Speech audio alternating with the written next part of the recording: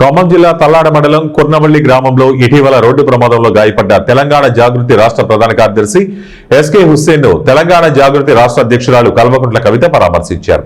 ఈ సందర్భంగా కవిత మాట్లాడుతూ తెలంగాణ రాష్ట్రంలో ప్రజల సమస్యలు తెలుసుకునేందుకు తెలంగాణ జాగృతి ఆధ్వర్యంలో పర్యటన చేపట్టినట్లు ఆమె తెలిపారు.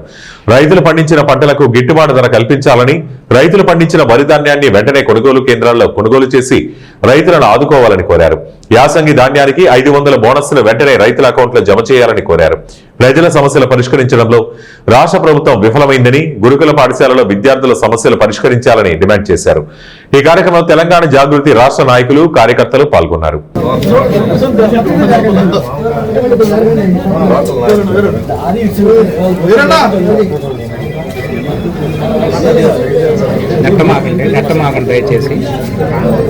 జై తెలంగాణ.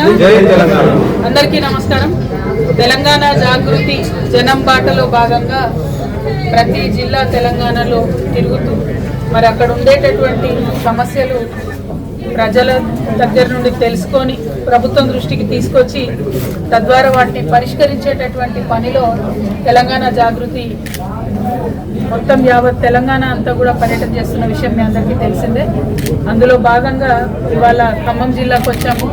నిన్న రాత్రే ట్రైన్లో వచ్చాము, మధిరలో బస చేశాము.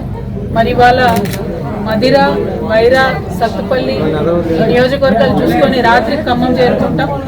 రేపు ఖమ్మం పాలేరులో ఉండేటటువంటి అంశాల పట్ల కూడా మరి చూడడం జరుగుతుంది. ఇవాళ మధిరలో బయలుదేరినాం మేము.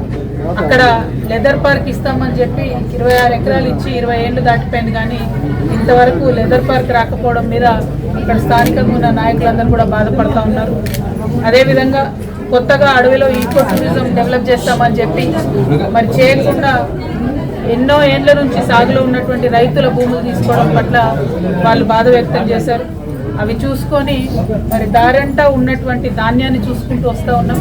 మీ అందరికీ తెలిసిందే, యాసంగిలో కొన్నటువంటి వడ్లకు కూడా ఇంకా డబ్బులు రాలేదు.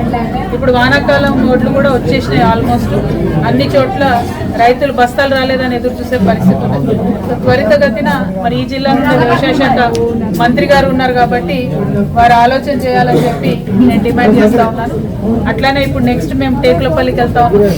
అక్కడ నిన్న మొన్న బాలికలందరూ కూడా కళ్ళనీళ్ళు పెట్టుకొని అన్నంలో పురుగులు వస్తున్నాయని చెప్పి, అదేవిధంగా మరి సీసీ కెమెరాలు పెట్టాలి ఆడపిల్లల స్కూల్ కదా అంటే ఆ సీసీ కెమెరాలు పెట్టడానికి కూడా ఆడపిల్లల దగ్గర డబ్బులు వసూలు చేసినటువంటి విషయం ఆ స్కూల్లో చూడడం జరిగింది. సో ఈ అంశాలన్నీ దగ్గరుండి తెలుసుకోవాలని చెప్పే ఉద్దేశంతో నెక్స్ట్ టేకులపల్లికి కూడా వెళ్తా ఉన్నాం. ఇట్లా ఒక్కొక్కటి అనేక సమస్యలు ఉన్నాయి. వాటన్నిటి మీద రేపు కూడా మాట్లాడతాను. కానీ ప్రత్యక్షంగా ప్రజల మధ్యలో ఉన్న సమస్యను అర్థం చేసుకొని దాన్ని ఈ జిల్లాలో 3 మంత్రులు ఉన్నారు, వారి